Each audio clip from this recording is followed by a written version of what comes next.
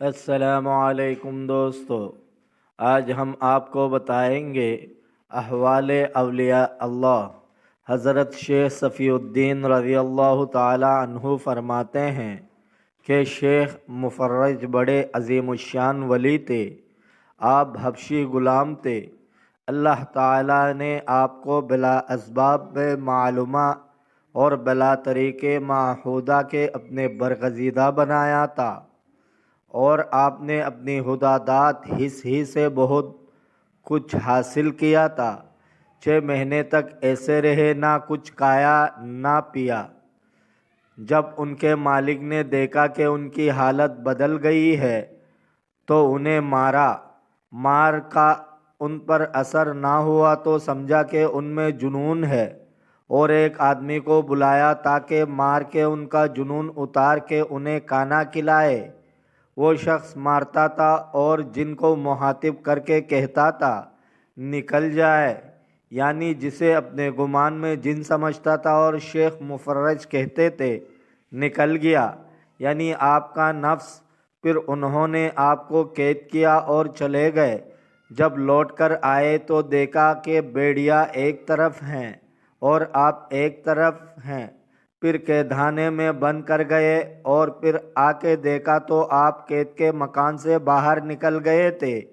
جب لوگوں پر آپ کی کرامات ظاہر ہوئے تو مرغ کے کباب بنا لائے۔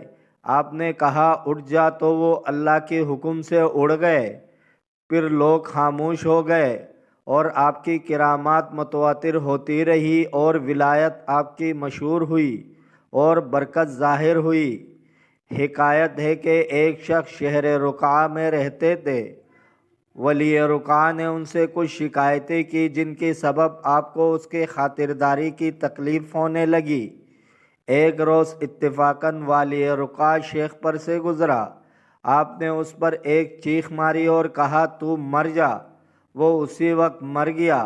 اور یہی شیخ ایک دن کرامات کے متعلق گفتگو کر رہے تھے تو ایک بڑھیا جو آپ پر ناز کرتی تھی کہنے لگی کب تک یہ باتیں اور دعویٰ ہی دعویٰ رہیں گے؟ لوگ تو بدون بارش کے مر رہے ہیں۔ شیخ نے اپنی حالت اسے دکھائی تو وہ آپ کے پاس سے نکل کر ایک خچر پر سوار ہو کر چلے گئی، اور وہ بادشاہ کے بچوں کی تربیت کرتی تھی۔ وہ ایک راستے سے گزر رہی تھی کہ ناگہاں بڑے زور کا ابر اٹھا اور کثرت سے بارش ہوئی اور زور کی ہوا چلی، اور ہوا نے اس بڑھیا کو خچر سے کیچڑ میں گرا دیا۔ وہ پھر اٹھ کر خچر پر سوار ہوئے اور شیخ کے پاس لوٹ آئی اور کہنے لگی ہم یہ کہتے ہیں کہ آپ نے آپ کرامات سے بارش برسوائی، مگر مجھے خچر سے کیچڑ میں کیوں گرا دیا؟ فرمایا تیری بےہودگی کی سبب سے۔ آپ نے فرمایا بادشاہ نور الدین شام کے بادشاہ ہمارے نزدیک شام کے 40 اولیاء میں گنے جاتے ہیں، اور سلطان صلاح الدین 300 کے گرو میں منسوب ہے۔